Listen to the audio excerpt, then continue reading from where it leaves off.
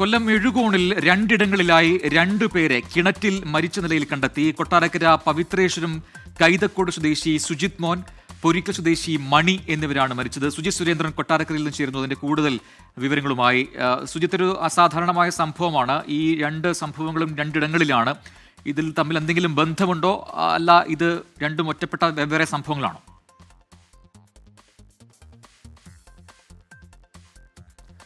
പ്രജിൻ, തീർച്ചയായും ഈ രണ്ട് സംഭവങ്ങളും രണ്ടായി തന്നെയാണ് മനസ്സിലാക്കാൻ സാധിക്കുന്നത്. കാരണം ഒറ്റപ്പെട്ട സംഭവം ആണ് ഉണ്ടായിരിക്കുന്നത്. അതായത് ആദ്യം ഉണ്ടായത് കൈതക്കോട് തന്നെയാണ് ഈ രണ്ട് സംഭവങ്ങളും ഉണ്ടായിരിക്കുന്നതെങ്കിലും 4 ദിവസം മുമ്പാണ് സുജിത്തിനെ കാണാതായത്.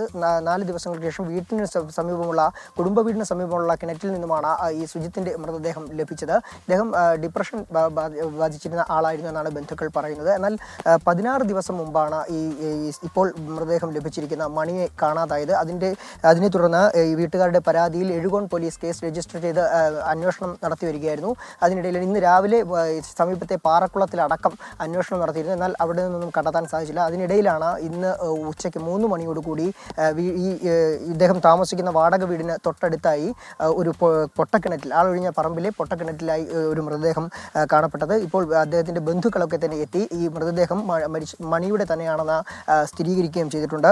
എഴുകോൺ പോലീസാണ് ഈ കേസ് രജിസ്റ്റർ ചെയ്ത് അന്വേഷണം നടത്തി വന്നത്. എഴുകോൺ CI സുധീഷ് കുമാർ ഇപ്പോൾ നമുക്കൊപ്പം ചേരുകയാണ്. സർ, ഇപ്പോൾ ഈ മൃതദേഹം കാണാതായ മണിയുടെ തന്നെയാണെന്ന് ഉറപ്പിച്ചിരിക്കുന്നു. എന്തെങ്കിലും തരത്തിലുള്ള ദുരൂഹത ഉള്ളതായി മനസ്സിലാക്കാൻ സാധിച്ചിട്ടുണ്ടോ? നിലവിൽ ദുരൂഹതയൊന്നും പറയാൻ കഴിയില്ല. 25-ാം തീയതി മുതൽ ആളെ കാണാതിരിക്കുകയാണ്. അന്നുപോലെ നമ്മൾ സമീപപ്രദേശങ്ങളെ കേന്ദ്രീകരിച്ച് പലതരത്തിലുള്ള അന്വേഷണം നടത്തിക്കൊണ്ടിരിക്കുകയാണ്. ബന്ധുക്കളും നാട്ടുകാരോട്ടൊക്കെ ബന്ധപ്പെട്ടൊക്കെ ചോദിച്ച അന്വേഷിച്ചതിൽ പ്രത്യേകിച്ച് പുള്ളിയെക്കുറിച്ച് ആർക്കും മോശമായിട്ടൊന്നും അഭിപ്രായം ഇല്ലാത്ത ഒരാളായിരുന്നു. അപ്പോൾ നമ്മൾ അന്വേഷിച്ചുകൊണ്ടിരിക്കുകയാണ്. സമീപത്തുള്ള പാറക്കുളം ഉൾപ്പെടെ ഇന്നലെയുമായിട്ട് ഞങ്ങൾ തിരിച്ച് നടത്തിക്കൊണ്ടിരിക്കുകയാണ്. അപ്പോൾ ഇന്നിപ്പോൾ സമീപപ്രദേശത്ത് ഉള്ള ആൾക്കാരൊക്കെ വന്ന് ഈ പ്രദേശത്ത് നോക്കിയപ്പോൾ ഇങ്ങനെ ആളൊഴിഞ്ഞ കിണറ്റിൽ മുമ്പും പലതവണ നോക്കിയിട്ടുള്ളതാണെങ്കിലും അവിടെയൊന്നും സംഭവം കണ്ടെത്താൻ കഴിഞ്ഞിട്ടില്ല. ഇന്നിപ്പോൾ ഈ വീട്ടിൽ ആൾ താമസവും ഇല്ല. അങ്ങനെ ഈ കിണറ്റിൽ നിന്ന് വന്ന ആൾ നോക്കിയപ്പോഴാണ് ഇവിടെ ഒരു ഡെഡ് ബോഡിയുടെ ഇത് കാണാൻ കഴിഞ്ഞത്. അതിപ്പോൾ ബോഡി പുറത്തെടുത്ത് ഫയർഫോഴ്സിനെ വിളിച്ച് ബോഡി പുറത്തെടുത്ത് ഇൻക്വസ്റ്റ് നടപടി നടത്തിക്കൊണ്ടിരിക്കുകയാണ്. ഫോറൻസിക് പരിശോധന നടക്കുന്നുണ്ട്. മെഡിക്കൽ കോളേജിലേക്ക് അയച്ച് പോസ്റ്റ്മോർട്ടം നടത്തും. മറ്റെന്തെങ്കിലും കാര്യങ്ങളോ വല്ലതും ഉണ്ടെങ്കിൽ അത് പോസ്റ്റ്മോർട്ടം പരിശോധന ശേഷം മാത്രമേ പറയാൻ കഴിയുള്ളൂ.